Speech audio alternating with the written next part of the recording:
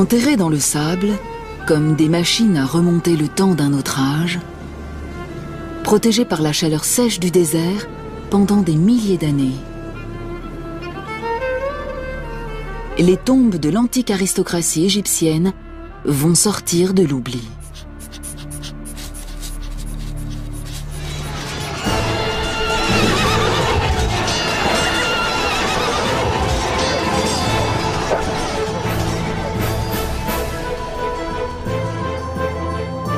Trois hommes creusent le sable pour exhumer de nouveaux chapitres de l'épopée égyptienne.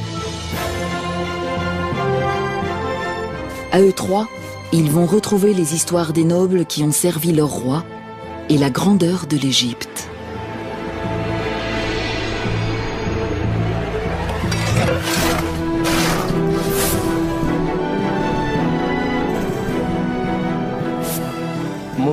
Plus on découvre de momies, plus on en apprend sur l'histoire de l'Égypte antique.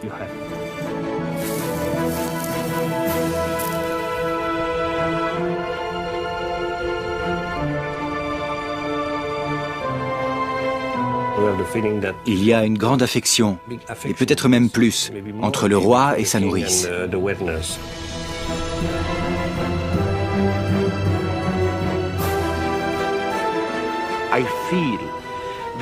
Si je regarde en profondeur dans le sol du pays, j'imagine qu'il y a des tas de tombes remplies d'or qui n'ont encore jamais été fouillées.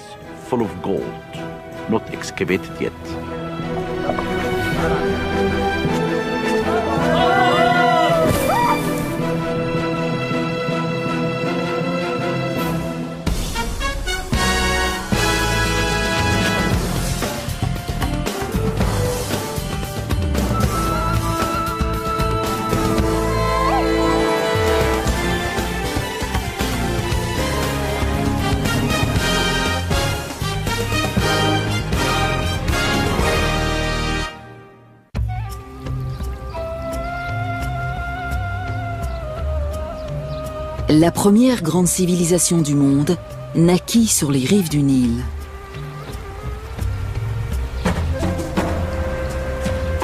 L'Égypte, dans toute sa gloire monumentale. Des vestiges de cette époque sont toujours visibles. Certains sont énormes, admirables, mais le plus souvent, ils sont modestes et à l'abri des regards.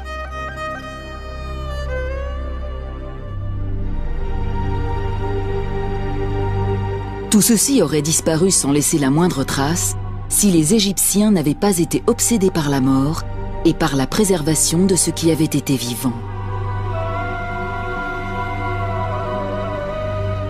Pour eux, la vie dans l'au-delà était tout aussi réelle que celle ici-bas. Pour son voyage, une âme avait besoin de nourriture, d'un abri et de compagnons.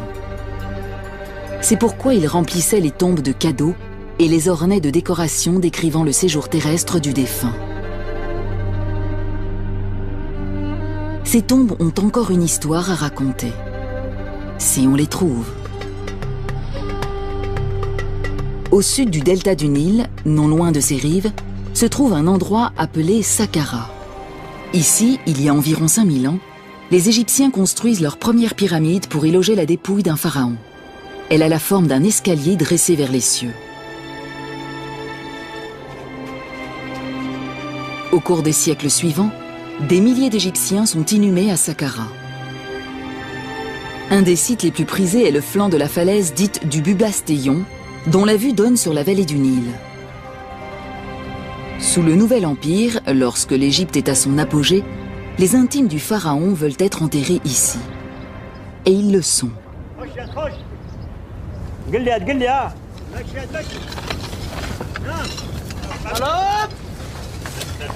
Aujourd'hui, on les exhume. Alain Zivy, égyptologue au CNRS et responsable de la mission archéologique française du Bubastéon, supervise ces fouilles depuis 1986. Si quelqu'un m'avait dit, il y a des années, que je passerais plusieurs mois ici, même plusieurs années au total, Je ne l'aurais pas cru. Parfois, je me demande ce que je fais à jouer dans le sable, parce que je ne suis plus vraiment un gamin. Mais j'ai compris que je faisais ce dont je rêvais.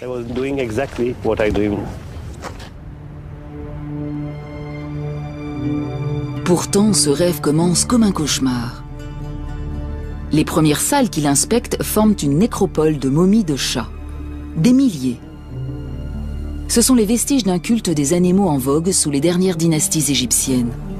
On élevait des chats par millions pour les sacrifier. Cependant, il n'y a pas que des chats. L'équipe met au jour un puits rempli de vestiges du passé.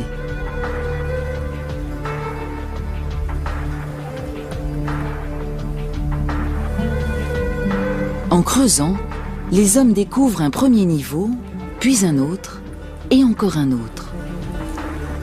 Et à 21 mètres de profondeur environ, ils tombent sur quelque chose.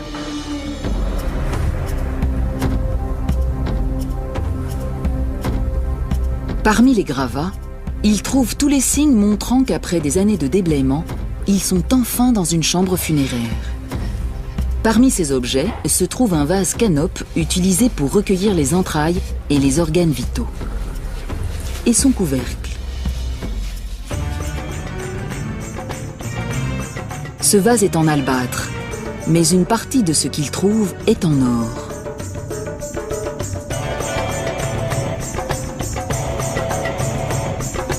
Tous ces trésors et bien d'autres furent enterrés avec la momie d'un officiel de haut rang qui vivait sous le règne du pharaon Akhenaton. Alain Zivie vient de découvrir son premier noble du Nouvel Empire. Il veut dès lors en trouver d'autres. Son équipe se met au travail à l'intérieur même de la falaise.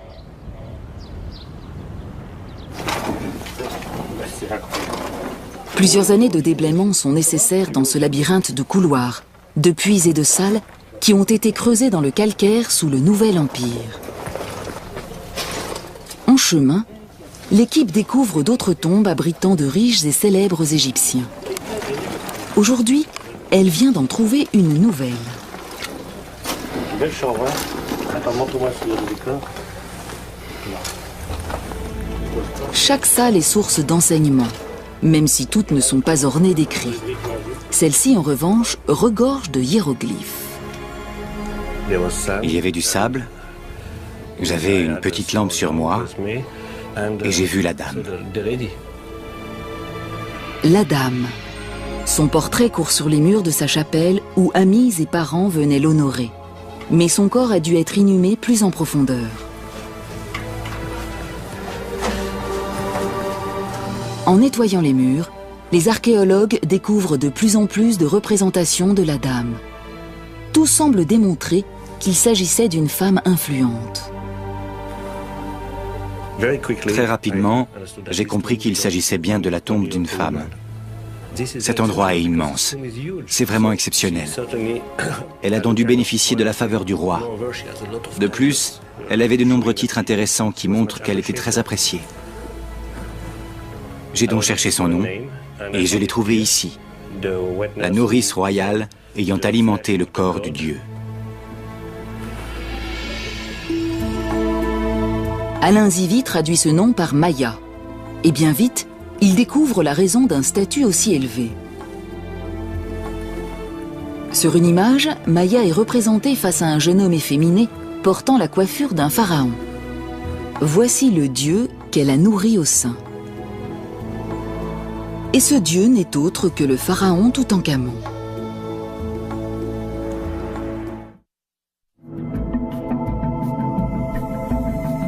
Ce roi est entré dans l'histoire lorsque l'archéologue britannique Howard Carter a fait la plus grande découverte égyptologique du XXe siècle dans la vallée des rois.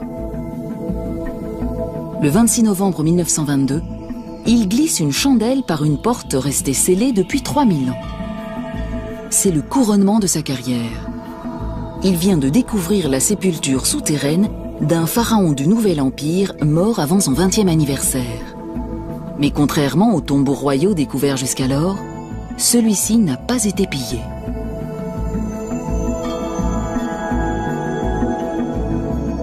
Salle après salle, il découvre des montagnes de trésors qui dépassent l'imagination.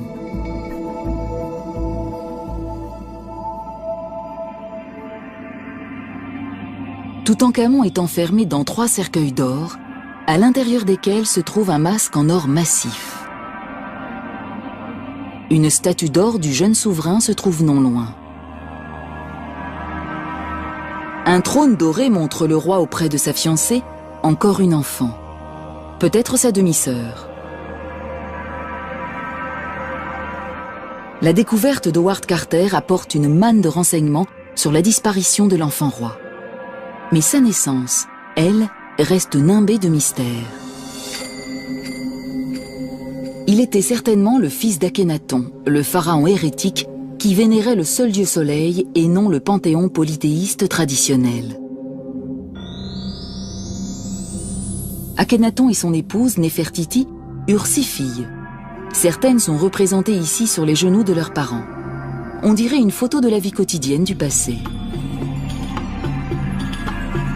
Mais le jeune Toutankhamon n'apparaît jamais sur les portraits de la famille royale, ce qui signifie que sa mère était peut-être une épouse secondaire morte en couche.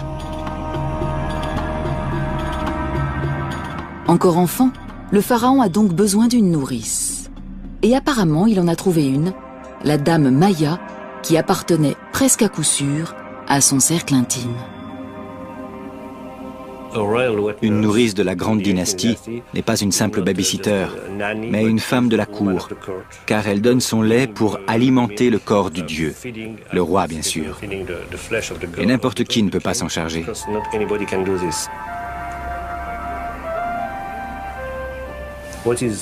Ce qui est fantastique, c'est ce sentiment d'amour entre ces 2 individus, plus particulièrement de la femme envers le roi. Il y a une grande affection, et peut-être même plus, entre le roi et sa nourrice. Et au vu de la tombe élaborée qu'on a construite pour cette femme, l'enfant roi a dû lui retourner cette affection. S'il y a plus d'Égyptiens de la noblesse enterrés près du Nil que n'importe où ailleurs, les personnes qui servaient le pharaon aux confins de l'Empire ont elles aussi eu besoin de tombeaux, même si elles étaient en poste au milieu du désert.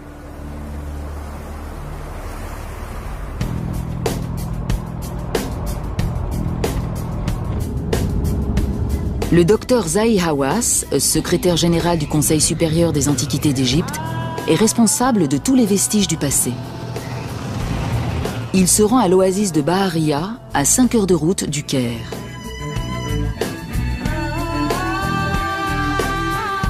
Pendant des milliers d'années, cette oasis a été une île de verdure au milieu d'une mer de sable. Elle n'est guère différente aujourd'hui, à l'exception du village moderne qui a remplacé le centre ancien.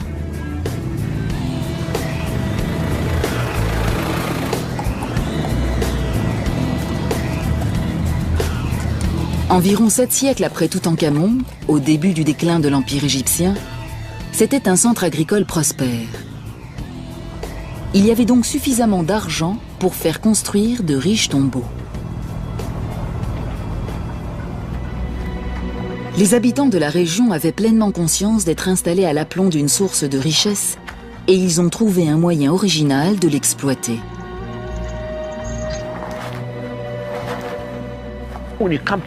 Quand vous arrivez dans un village comme celui-ci, vous entendez des rumeurs. S'il y a une tombe, il y a un trésor, de l'or. Ces bruits passent d'une personne à l'autre, prennent de l'ampleur, et c'est pourquoi les gens veulent construire leur maison au-dessus des trésors des pharaons.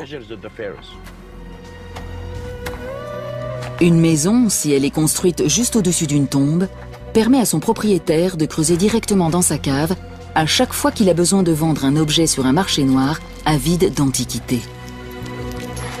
Cette pratique perdure encore aujourd'hui, et Zahi Hawass veut y mettre un terme. Il a donc fait un choix qui prête à controverse, détruire certains logements.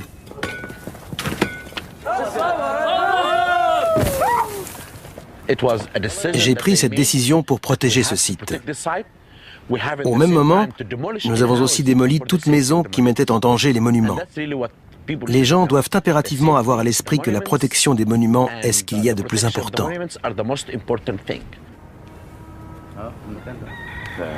Les fouilles sous le village moderne continuent de mettre au jour des objets remontant au dernier temps de l'histoire égyptienne, au moment où la Grèce prenait son essor.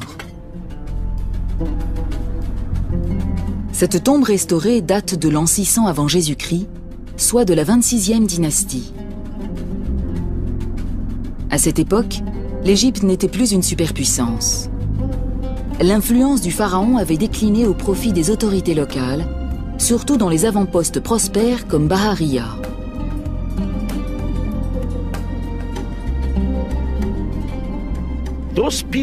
Ces gens pouvaient faire construire de belles tombes, car ils étaient riches. Si vous regardez la taille des sépultures et les scènes représentées, vous constatez qu'elles sont à la hauteur de n'importe quelle tombe de la vallée des rois. Une des sources de la richesse de Bahariya était un vin de date dont le monde méditerranéen était friand.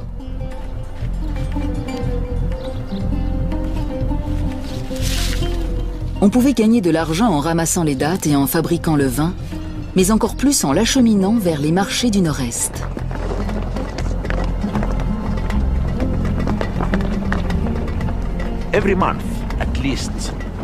Au moins une fois par mois, une grande caravane de mules parcourait les 320 km qui séparent Bahariya de la Moyenne-Égypte. C'était un voyage difficile, mais il faut bien se dire qu'à l'arrivée, c'était la fortune.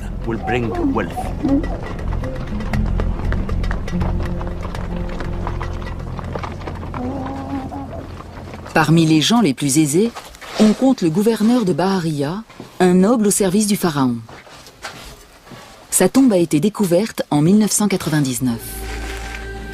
Les inscriptions qui ornent ses murs offrent de nouvelles perspectives quant au rôle que jouait un administrateur de province au moment de la chute de l'Empire. Celui-ci se considérait de toute évidence comme l'égal du pharaon.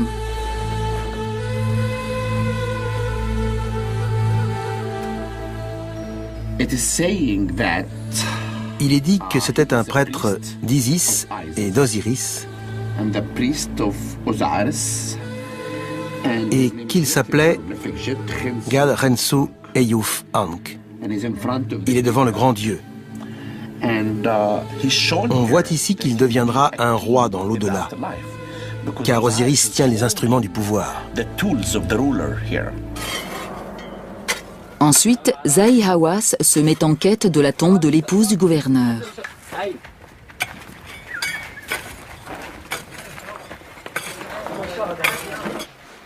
Mais à l'intérieur de la sépulture, il fait une découverte qui l'inquiète.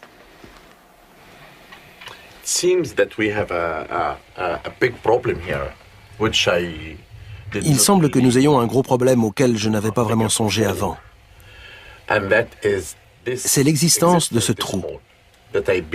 Je crois que des pillards, peut-être à la période romaine, sont entrés par cet orifice et qu'ils ont volé la plupart des objets. Nous allons donc peut-être faire chou blanc dans cette salle. Ce serait dommage, car nous en avons besoin si nous voulons savoir à quoi servait vraiment cet endroit.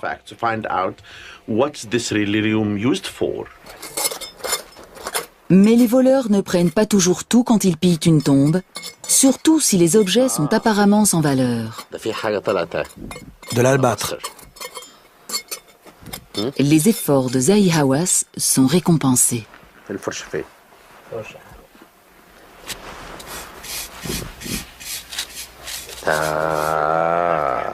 Joli.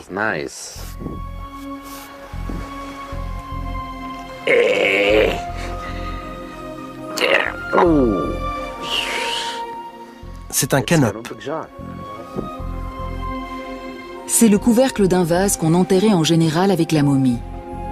Pour un voleur, ça n'avait aucun intérêt. Mais pour le docteur Hawass, c'est le signe qu'il est peut-être tout près de trouver la femme du gouverneur.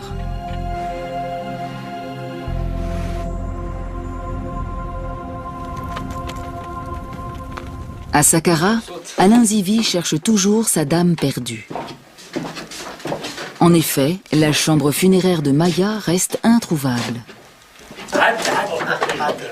En revanche, les chats momifiés sont légion.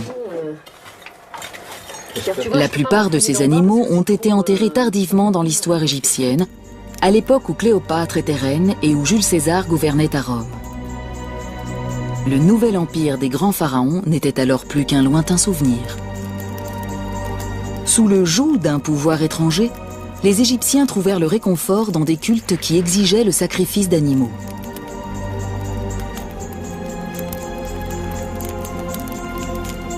Un des plus populaires était dédié à Bastet, la déesse chatte.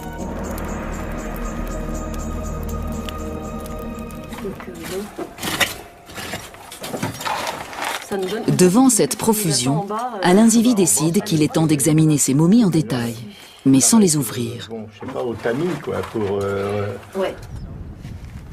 Cette tâche incombe à un couple d'experts en radiologie, Martine et Roger Lichtenberg.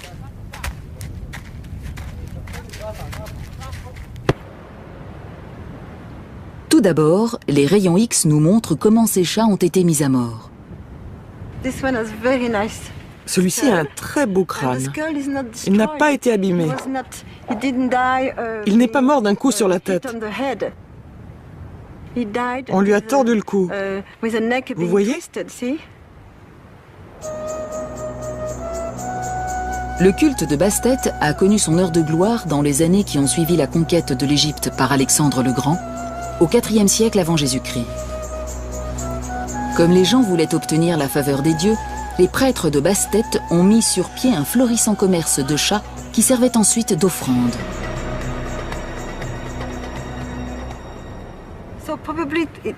C'est un gros chat. Mais les plus gros, on n'osait pas leur briser les cervicales. On leur assénait un coup sur la tête. C'était un bel animal, regardez. Après sa mise à mort, le chat subissait le rituel de momification traditionnel. Les prêtres embaumaient son cadavre et l'enroulaient de lin.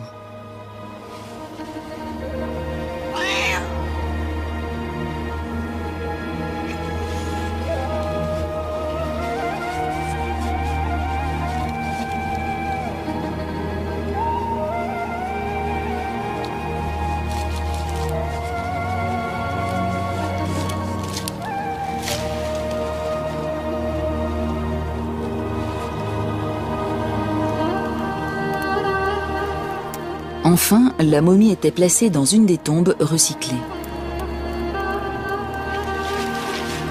Naturellement, les prêtres effectuaient tout ce travail en échange d'une rétribution, et normalement, les clients obtenaient le service pour lequel ils avaient payé. En fonction de ce que vous pouviez débourser, vous aviez une petite ou une grosse momie. Si vous étiez très riche et que vous teniez vraiment à plaire à la déesse, vous achetiez une grande quantité de chats.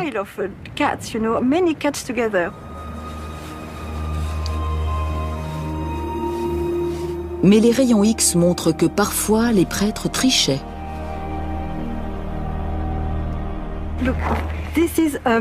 C'est une momie de petite taille, mais surtout elle n'est pas complète.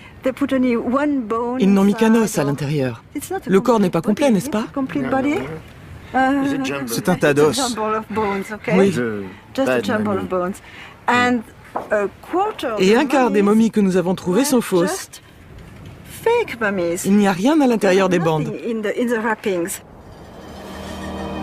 Ces prêtres étaient-ils des escrocs?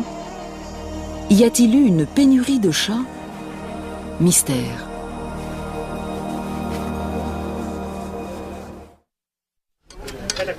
En cherchant la chambre funéraire de Maya, l'équipe d'Alain Zivie a trouvé l'entrée d'une autre tombe, une dizaine de mètres plus loin. Les ouvriers commencent à enlever le sable et les gravats. Ce travail va occuper presque toute la campagne de fouilles. Il n'y a rien d'autre à faire que patienter.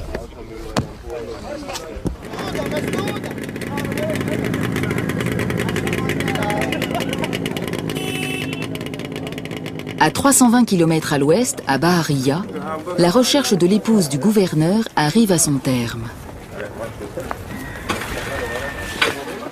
Les ouvriers de Zahi Hawass ont découvert un autre sarcophage sous les décombres.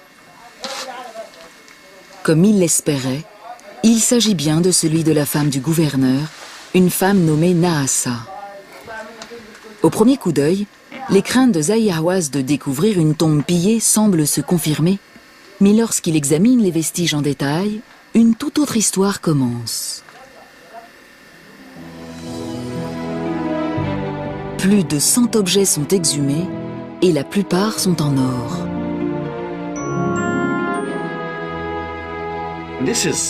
Voici une partie du trésor qu'on a trouvé. Il est superbe. Prenez ceci, on les mettait sur les ongles, comme ceci.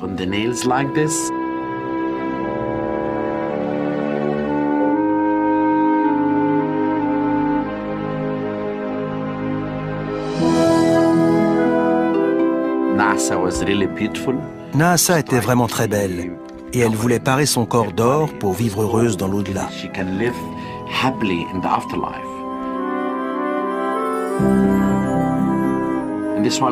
Ici, on a trouvé de superbes pièces comme celle-ci. Certaines ont même la forme d'un scarabée. Ceci aussi est intéressant. Les embaumeurs ouvraient le flanc et commençaient par retirer toutes les viscères. Ils recouvraient ensuite l'incision de la momification avec une feuille d'or comme celle-là. Superbe.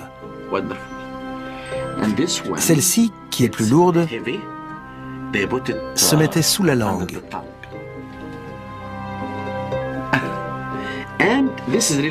Et celle-ci, c'est ma préférée. Je l'adore.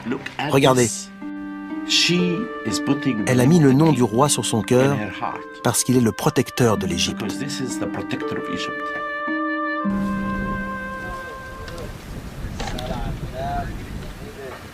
À Saqqara, les ouvriers d'Alain Zivi ont mis au jour un bâtiment remarquable. Il s'agit d'une structure rectangulaire construite il y a plus de 3000 ans, juste au pied de la falaise. C'est une chapelle mi-construite, mi-creusée dans la roche. Et la grande surprise a été l'état de conservation de ce mur qui est exceptionnel. Je vais écarter le rideau. Ce n'est pas un spectacle. Il protège le mur de la poussière et des visiteurs. Mais bien sûr, il rend le tout encore plus spectaculaire. Regardez.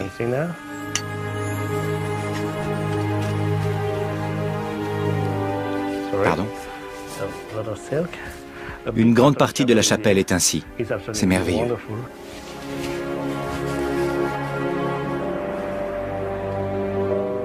Le destinataire de cet endroit était probablement un personnage important. La salle est vaste, même en vertu des normes égyptiennes, et on n'a pas lésiné sur sa décoration. Sur chaque mur, des peintures, des gravures et des inscriptions confirment que cette sépulture a appartenu à un noble fortuné du Nouvel Empire. On lui avait préparé un festin pour satisfaire sa faim dans l'au-delà. Et des serviteurs exécutaient ses moindres désirs.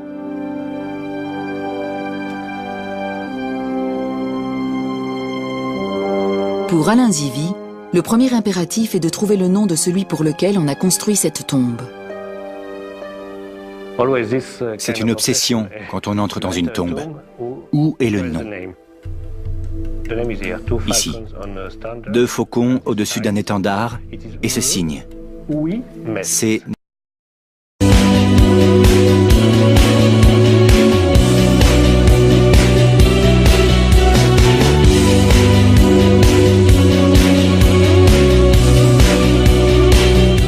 Netcherwimès.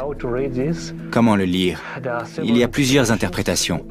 J'ai choisi Netcherwimès, l'homme né de 2 dieux, à savoir Horus et Seth.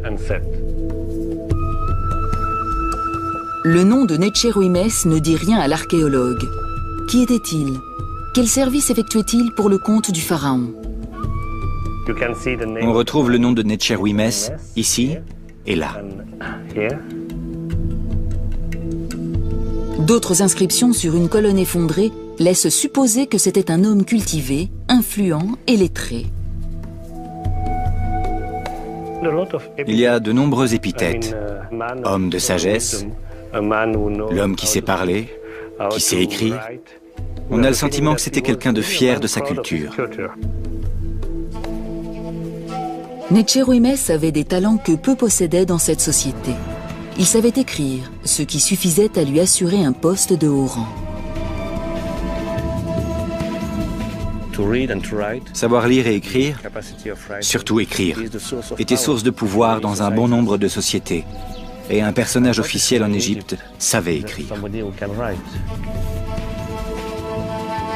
Mais Alain Zivi est certain que Necheruymes était plus qu'un simple scribe pour avoir mérité une sépulture aussi resplendissante. De toute évidence, il servait le pharaon. Et avec efficacité. Mais de quelle manière ?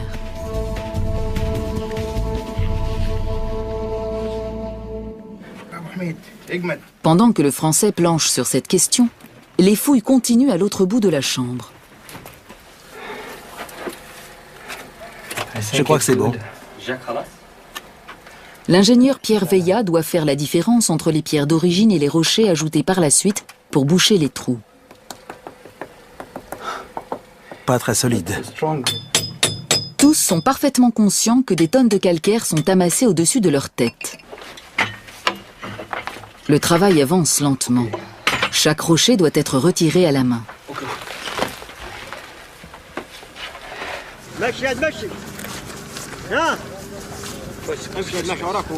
Mais finalement, le passage est dégagé. Et une découverte les attend.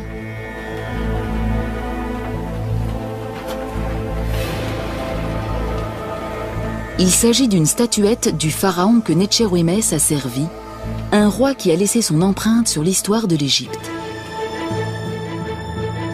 Ramsès II. Il dirige l'Égypte pendant plus de 60 ans, donne naissance à près d'une centaine d'enfants et préside aux plus grands travaux de l'histoire de son empire, entre autres à Luxor et à Abou Simbel.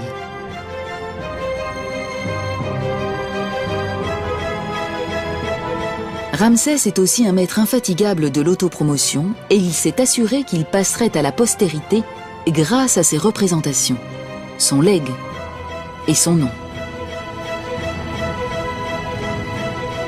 Le fait que Necheruymes ait travaillé pour le plus grand des pharaons est un renseignement primordial. Et d'autres découvertes vont en découler.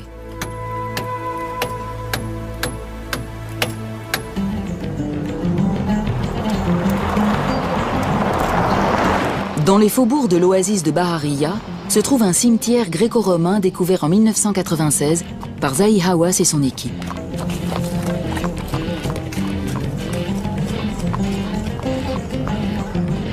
Le docteur Hawass est revenu voir comment les fouilles s'y déroulent. Il a choisi l'archéologue égyptien Tarek El Awadi pour superviser les travaux. Le cimetière s'étend sur 36 km², intégralement noyé sous le sable.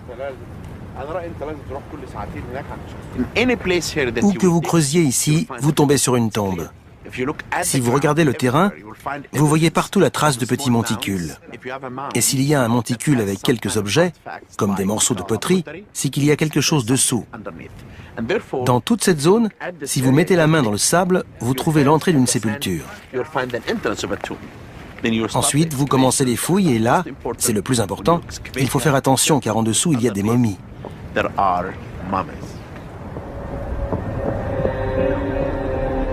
Ce cimetière a été découvert par hasard.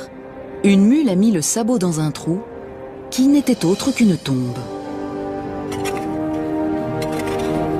À l'intérieur repose un grand nombre de momies.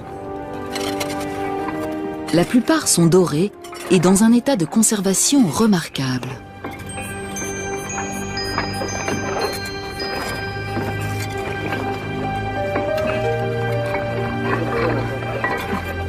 Le docteur Hawass a autorisé une recherche à grande échelle et on a trouvé de plus en plus de momies d'or.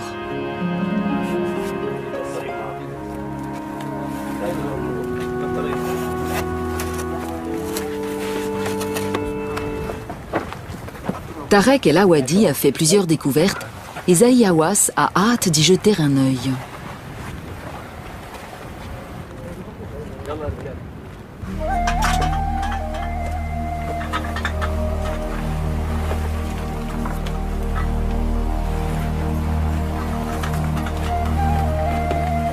Cette tombe a de toute évidence été visitée par des pillards qui ne se sont pas contentés d'un simple vol.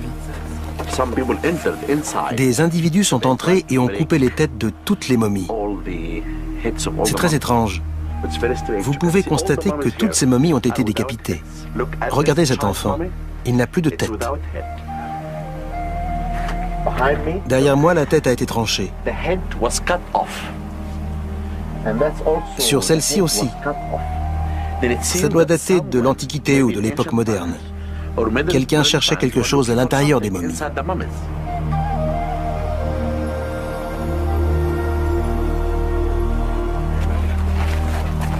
Pourtant, même cette profanation est source d'enseignement.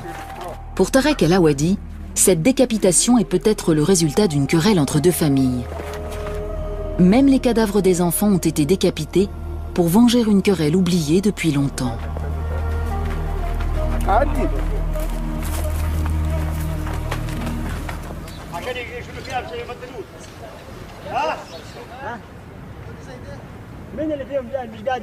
À Saqqara, les rochers ne cessent de sortir de la tombe et l'équipe d'Alain Zivi fait une nouvelle découverte.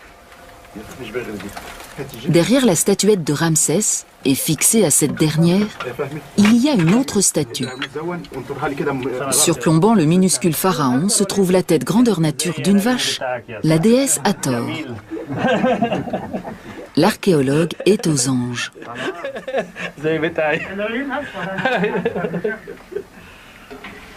Il m'a demandé si les yeux de la vache sont verts ou bleus.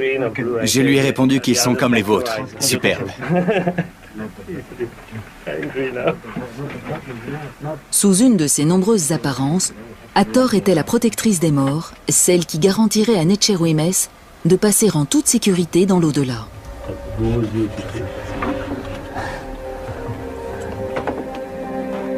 Sa présence ici confirme l'hypothèse d'Alain Zivi, selon laquelle le mystérieux Netcherouimès a joué un rôle politique d'importance lors du règne du grand pharaon. Il a été récompensé par une inhumation somptueuse sous la garde bienveillante d'Hathor et de Ramsès. Mais l'archéologue ignore toujours ce que Netcherouimès a fait pour la mériter. En quête d'indices, Alain Zivi se rend dans l'ancienne capitale égyptienne, Thèbes.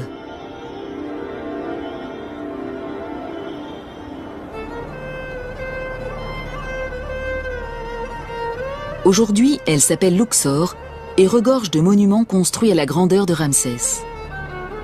Il est donc possible que Netcherouimès soit mentionné quelque part.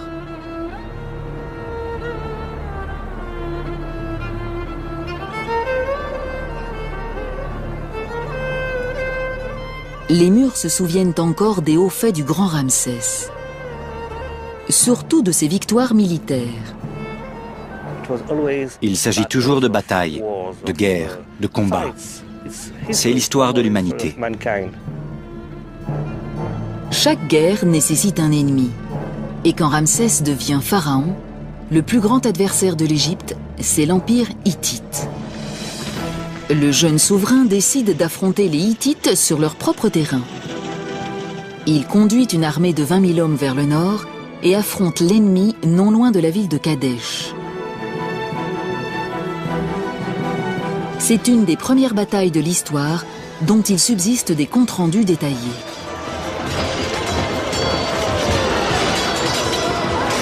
Les Hittites attirent les Égyptiens dans une embuscade. Ramsès et quelques centaines de ses hommes se retrouvent séparés du gros de l'armée et bloqués non loin de la rivière Oronte. La position est intenable, mais une division d'infanterie de réserve de l'armée égyptienne lance une contre-attaque qui repousse l'ennemi sur la rivière et sauve le pharaon. Ramsès rentre en Égypte et répand aussitôt la nouvelle de son éclatante victoire.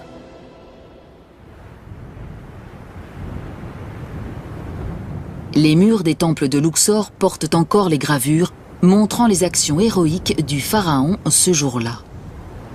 Il y a également une copie du traité de paix qui allait mettre fin au conflit près de 16 ans plus tard. Or, Alain Zivie espère que ce document va apporter quelques lumières sur l'identité de Necherwimès.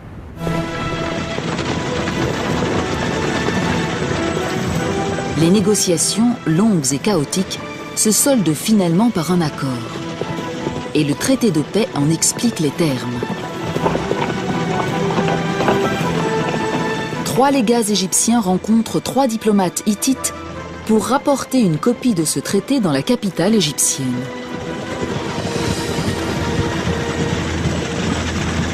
Il promet que l'amitié remplacera l'hostilité et chaque camp jure de ne pas attaquer l'autre en premier. Dans l'éventualité d'une attaque par un tiers, ils formeront une défense commune. Il y aura des échanges de prisonniers et un pacte d'extradition. Le traité est gravé en cunéiforme sur une tablette en argent et présenté au pharaon. Ensuite, Ramsès le fait graver sur les murs des temples de Thèbes.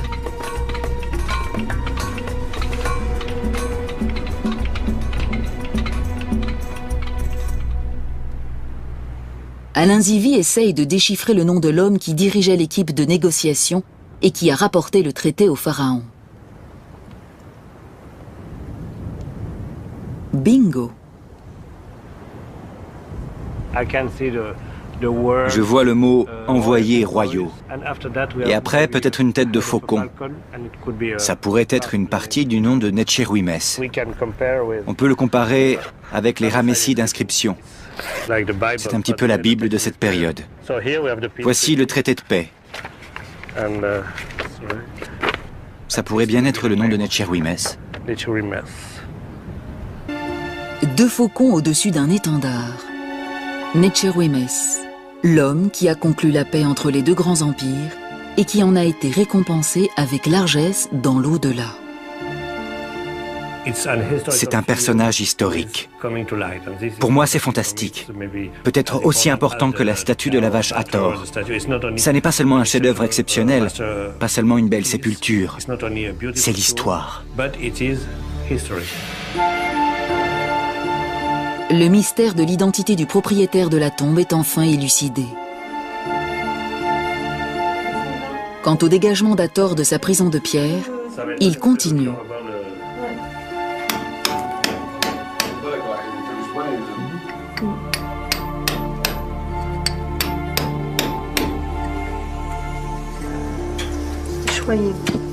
Anne Liéget injecte un adhésif dans la pierre pour préserver la fine couche de peinture vieille de 3000 ans.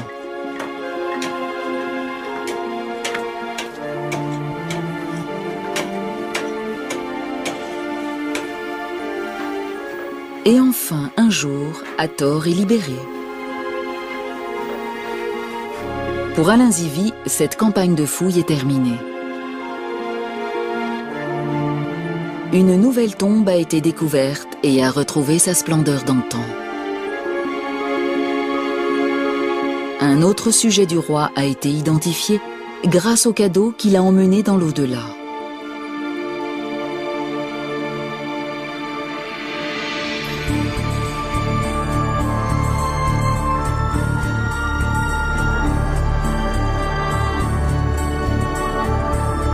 Le tracé d'une nouvelle tombe vient s'ajouter au plan du complexe mortuaire du Bubastéon.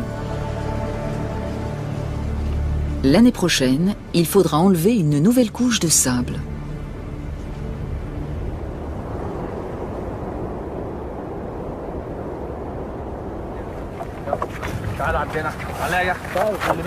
À Barahiya, Tarek El Awadi a découvert une autre tombe. Zahi Hawass est là pour l'inspecter.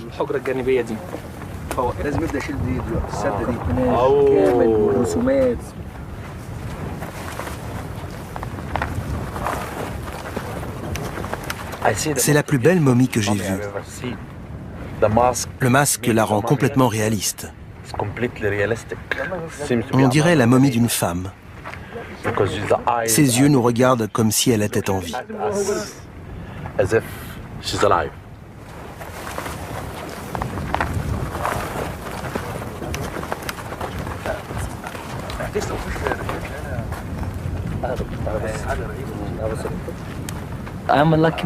J'ai de la chance d'avoir trouvé cette sépulture. C'est incroyable.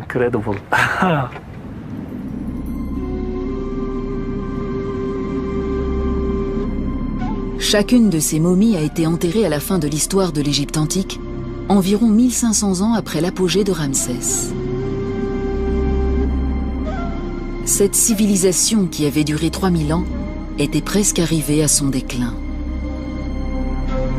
Mais même si la culture qui avait uni cette terre et ce peuple s'estompait, l'obsession de la mort et de l'au-delà chez les Égyptiens était toujours aussi forte.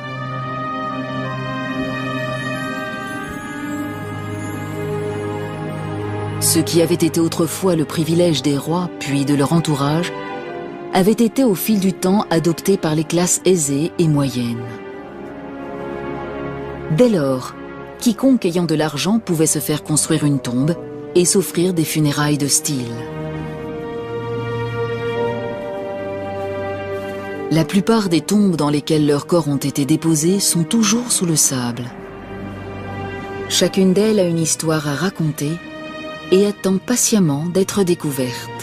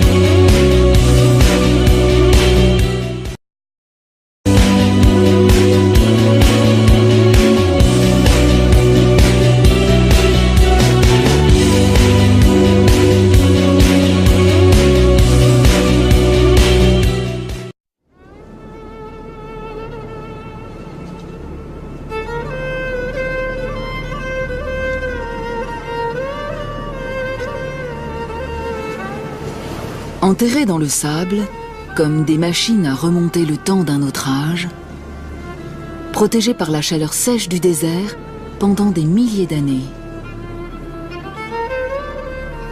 Les tombes de l'antique aristocratie égyptienne vont sortir de l'oubli.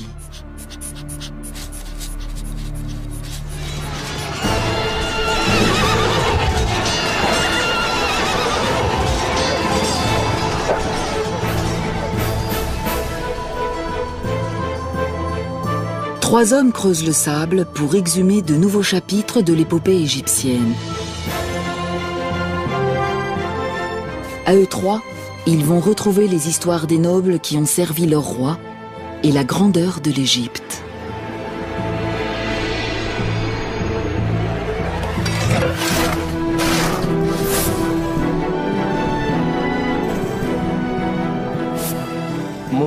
Plus on découvre de momies, plus on en apprend sur l'histoire de l'Égypte antique.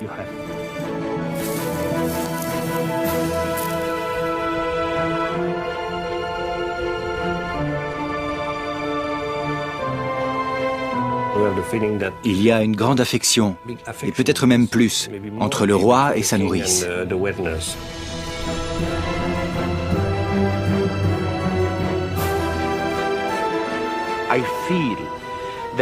Si je regarde en profondeur dans le sol du pays, j'imagine qu'il y a des tas de tombes remplies d'or qui n'ont encore jamais été fouillées.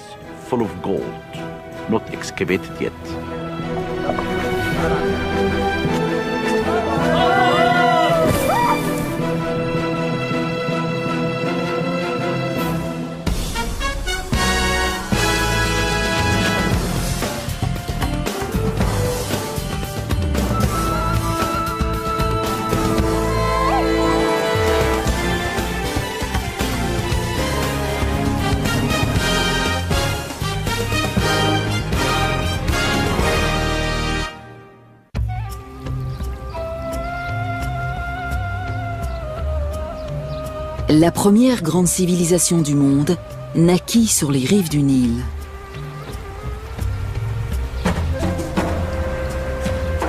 L'Égypte, dans toute sa gloire monumentale. Des vestiges de cette époque sont toujours visibles. Certains sont énormes, admirables, mais le plus souvent, ils sont modestes et à l'abri des regards.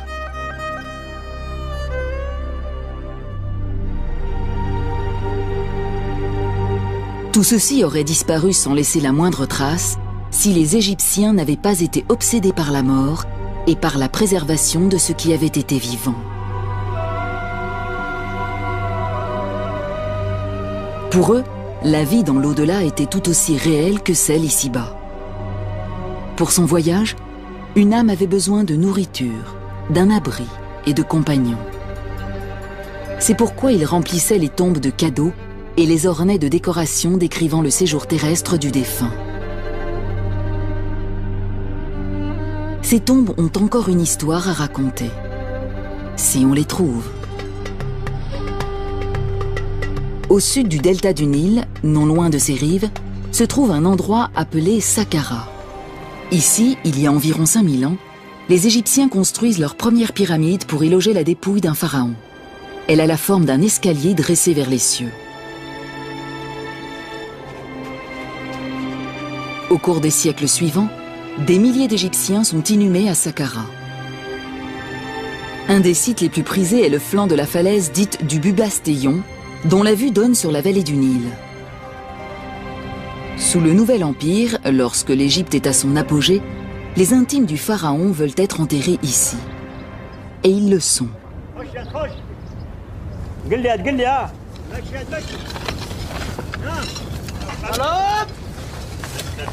Aujourd'hui, on les exhume. Alain Zivy, égyptologue au CNRS et responsable de la mission archéologique française du Bubastéon, supervise ces fouilles depuis 1986. Si quelqu'un m'avait dit, il y a des années, que je passerais plusieurs mois ici, même plusieurs années au total, je ne l'aurais pas cru. Parfois, je me demande ce que je fais à jouer dans le sable, parce que je ne suis plus vraiment un gamin. Mais j'ai compris que je faisais ce dont je rêvais.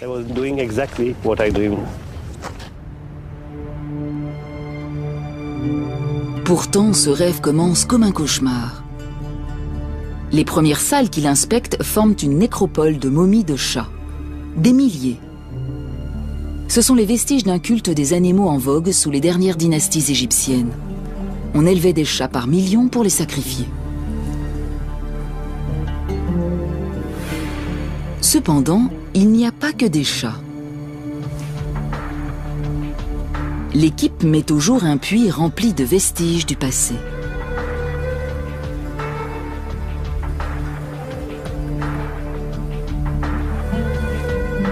En creusant, les hommes découvrent un premier niveau, puis un autre, et encore un autre.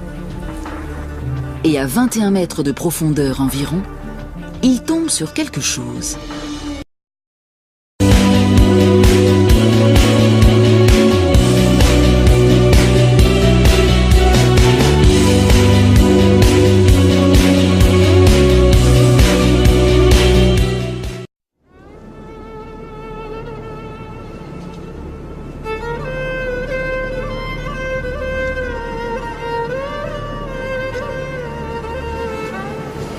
Enterrés dans le sable, comme des machines à remonter le temps d'un autre âge, protégés par la chaleur sèche du désert pendant des milliers d'années. Les tombes de l'antique aristocratie égyptienne vont sortir de l'oubli.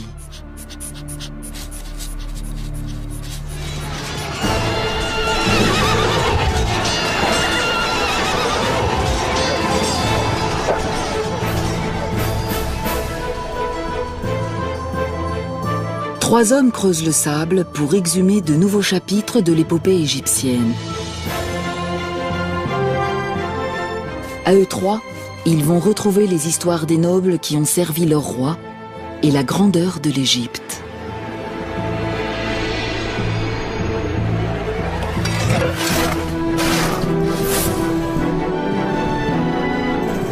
Elle a la forme d'un escalier dressé vers les cieux. Au cours des siècles suivants, des milliers d'Égyptiens sont inhumés à Saqqara. Un des sites les plus prisés est le flanc de la falaise dite du Bubastéon, dont la vue donne sur la vallée du Nil. Sous le Nouvel Empire, lorsque l'Égypte est à son apogée, les intimes du pharaon veulent être enterrés ici. Et ils le sont.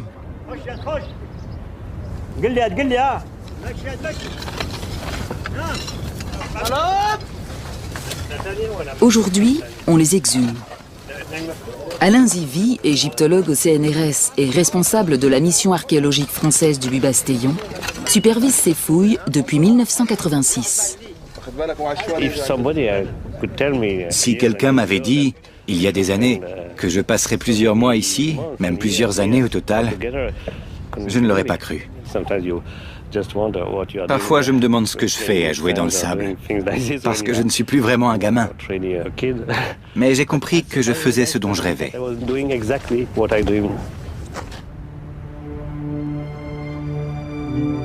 Pourtant, ce rêve commence comme un cauchemar. Les premières salles qu'il inspecte forment une nécropole de momies de chats. D'îles.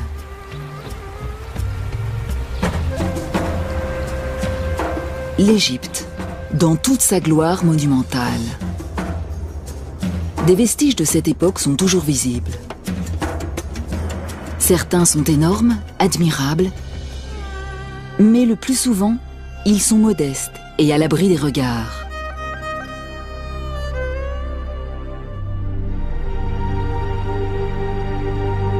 Tout ceci aurait disparu sans laisser la moindre trace si les Égyptiens n'avaient pas été obsédés par la mort et par la préservation de ce qui avait été vivant.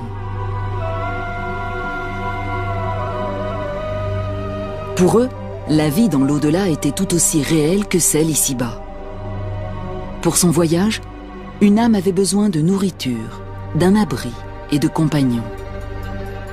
C'est pourquoi il remplissait les tombes de cadeaux et les ornait de décorations décrivant le séjour terrestre du défunt. Ces tombes ont encore une histoire à raconter, si on les trouve. Au sud du delta du Nil, non loin de ses rives, se trouve un endroit appelé Saqqara. Ici, il y a environ 5000 ans, les Égyptiens construisent leur première pyramide pour y loger la dépouille d'un pharaon. Plus on découvre de momies, plus on en apprend sur l'histoire de l'Égypte antique.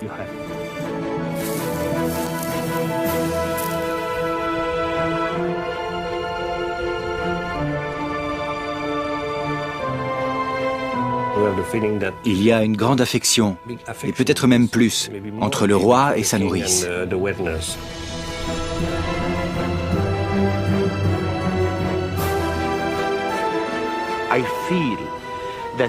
Si je regarde en profondeur dans le sol du pays, j'imagine qu'il y a des tas de tombes remplies d'or qui n'ont encore jamais été fouillées.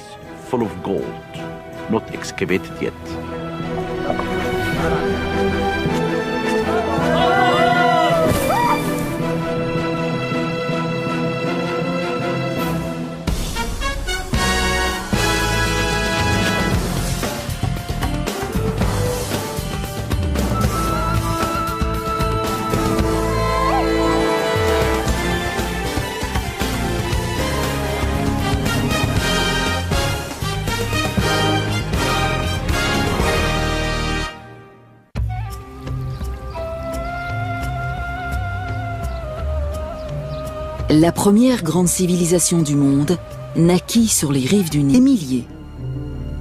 Ce sont les vestiges d'un culte des animaux en vogue sous les dernières dynasties égyptiennes. On élevait des chats par millions pour les sacrifier. Cependant, il n'y a pas que des chats.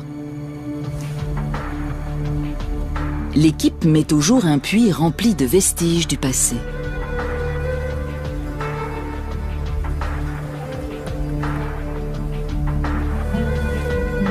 En creusant, les hommes découvrent un premier niveau, puis un autre, et encore un autre.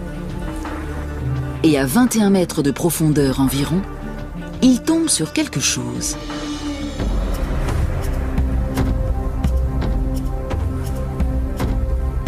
Parmi les gravats, ils trouvent tous les signes montrant qu'après des années de déblaiement, ils sont enfin dans une chambre funéraire.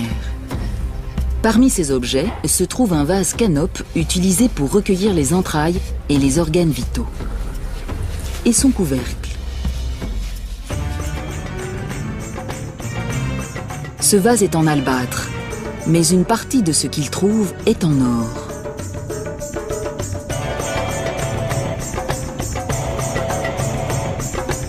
Tous ces trésors et bien d'autres furent